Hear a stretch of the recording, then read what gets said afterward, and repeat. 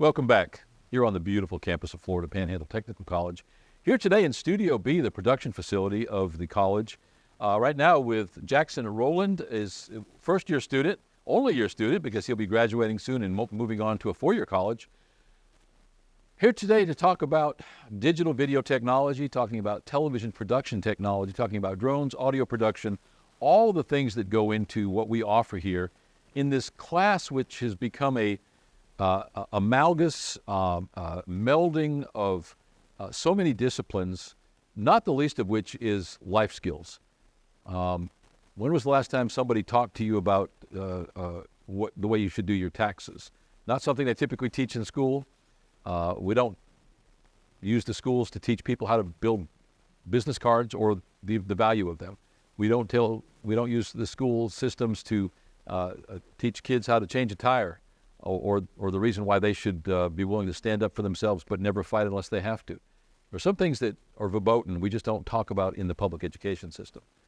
Well, that all changes when you walk through these doors, and you just never know. Life's like a box of chocolates when you come to FPTC. When we come back, we're going to talk to Jackson about his experience as a student and maybe some of the reasons you should or maybe should not consider these programs when you decide that you're ready to move on to a well-paid career. We'll be right back.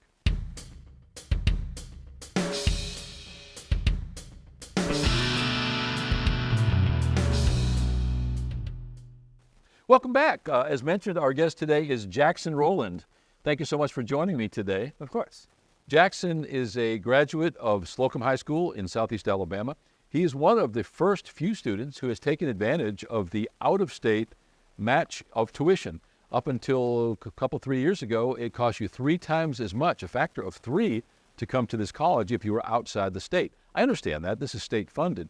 But when we are closer to Geneva County and Dothan than we are to Panama City Beach, it kind of makes total sense. And again, Mr. Roland was one of those fortunate enough and intelligent enough to take advantage of it. Jackson, you came and visited us. We still have the pictures and the video to prove it, as part of a visiting group of Slocomb High School students. We spoke. You expressed a little bit of interest. Later on, you returned. You kind of shadowed the class. You said you'd be back, and I really doubted that you would. But then again, that is my go-to position every time somebody says, I'll be back. I want to be a part of your class. And I go, yeah, well, we'll see about that. Talk a little bit about your experience from the first time you visited us as a high school student to today. Give us a thumbnail sketch of your feelings when you first saw what we had, when you realized that, this was not going to be as easy as it might have looked, and how that all resolved. The original plan of me coming here was truthfully to get out of school. They said, hey, we're going to go visit this college. And I thought in my mind, I already had everything made up. Go to Wallace, go to Troy, get a teaching degree, and have my life played out that way. And I came this way. We walked around a few classes, and there was nothing that interested me. I'm not a welder type or physical labor, really. I mean, if it's not obvious. But I came into this class, and I kind of got a sense of euphoria. I saw everything, and I didn't even have a clue that this was here. And I thought, this looks like something I'd actually be interested in. And I had my camera with me that day. And so I talked to you, gave me your business card, and told me to come shadow if I was that interested. And I did. I came once, and I came twice. I don't think I fell in love with it, but it definitely piqued my interest enough for me to rethink my path of a secondary education. And I did. And I came back here from the fall for the semester, and definitely not what I expected. That first week was something that I couldn't have told you if you had made me guess 100 times over of what were we going to do the first week. I think of a lot of classes, and even college classes, you walk in the first day and they're like, everyone shake hands, let's get to know each other. Instead, walk in the first day, here's a 30-slide PowerPoint on what is a photo.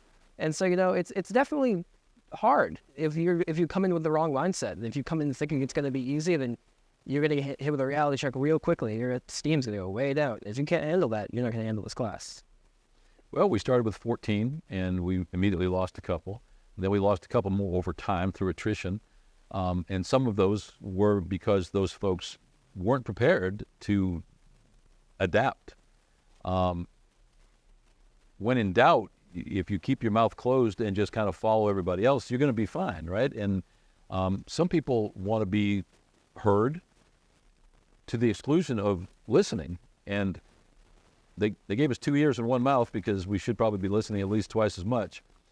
You've been a pleasure to have as a student. You have been a challenge to have as a student. You have been creative.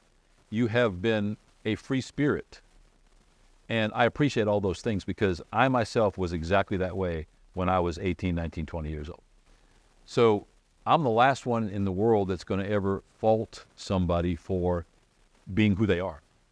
Because at the end of the day, if you want to become a creative, you have to start off by knowing who you are. If you don't know who you are, you can't become something else in order to be creative. Because that's what we do. When we create, we become a different entity. It's still us at the core, but we put on armor or a costume or a suit or a either offensive or defensive set of clothes to face the world and therefore interact with them creatively. My thoughts on it anyway. And I don't really talk about that much, but the point is, and Diana said it the best, who was on before you, and she said she came in thinking fair was everybody smiling and nodding and giving you your way. That's not what fair is, and she is a woman enough. And were she a man, I would say she's man enough, but she's a woman enough to say that, which just blows me away and makes me happy. Not for me, but for her. Some people never get to that. Some people are 40, 50, 60 years old before they get to that. I was probably much later in life before I got to that. And so I can appreciate it when I see it in younger people. I feel that part of what I do is try to save you some of the time that I wasted. Because I did. I wasted a lot of my years. I think everybody does. We all look back and say, boy, if I'd just done that a little bit differently. Nobody wants to listen to anybody else, certainly not to that old guy or that old woman or that other person. What's the best part of the class to you? The people that you get to be around. It's very like-minded individuals, whether that be you as a teacher or the fellow students that you have. We all came into this class for a reason, and a lot of those reasons co-align but aren't the same. And that's what makes it great, though, because if they were the same, we'd all be the same, and we wouldn't really take ourselves anywhere. We all plateau, essentially.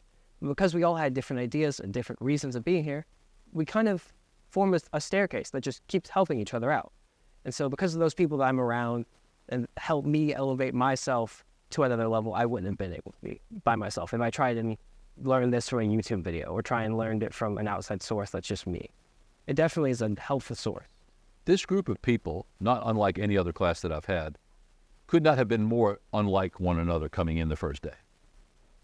Would you agree with my premise that we have become a family, a team, a group, and we would probably defend one another much more quickly than we would anybody else around us?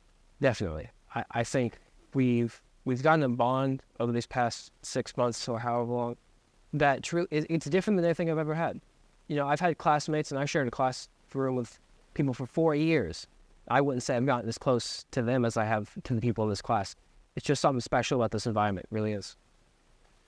What would you tell somebody who may be like-minded, like you, that might be creative, that might be kind of searching for something, that might be interested in some of the aspects, even however vaguely, that we offer here? What would you say to them to encourage them to maybe take a look at what we offer? If they're like-minded like me, I would tell them to don't listen to yourself at all. A lot of the time, especially if you're like me, self-doubt is what kills you. Really just your motivation or whatever, it's going to plummet and you're just going to fall completely. I had doubts about this class. I think the second day I shadowed, and I thought it was interesting, but at the same time, I kind of thought, if this is everything it is, then is it for me? I know it's unfair to judge off 2 days, but that's all I had. That's all I could have because that's what Slocomb allowed. So you really can't overthink yourself. And there was, I think it's 14 days you have that you can be in here and leave at no extra cost. And knowing that helps me a lot too. But if you're like me, just try. Don't stop yourself in your mind beforehand. You got to try. That's all you got to do. You bring up an interesting point. Is there ever any time when you get a handle on what this class is really about? There's a time where you think you have a handle. Many times you but have you that don't idea, yeah. actually ever have one. You think, oh, I've got this. And then you walk in the next day and, hey, 3-camera podcast set up with an HDMI. And you're like, oh, I have no idea what I'm doing. But it keeps you engaged. It definitely does. It's the best part. Thank you for being my student. You've been a pleasure to have in the class. And I look forward to watching your progress. I ask all my students to keep in touch. You know, if nothing else, just social media, so that, you know, I get a chance to vicariously enjoy your trials and tribulations as you move forward. When you meet that woman of your dreams and have those 5 kids. And a week from tomorrow, we graduate. You get to come back for a little bit of summer school, but it's been a really good year, and I appreciate everything that you've brought to the table. So best of luck going forward. Thank you for being my teacher. My pleasure. Wouldn't you rather have anyone else? He's not being paid to say that either. The $20 in my pocket says otherwise. There's not much more that you can say. We're about people here. It's not about photography. It's not about hardware. It's not about software. It's not about learning how to change tires or to do your taxes. It's about people. People being people, meeting people,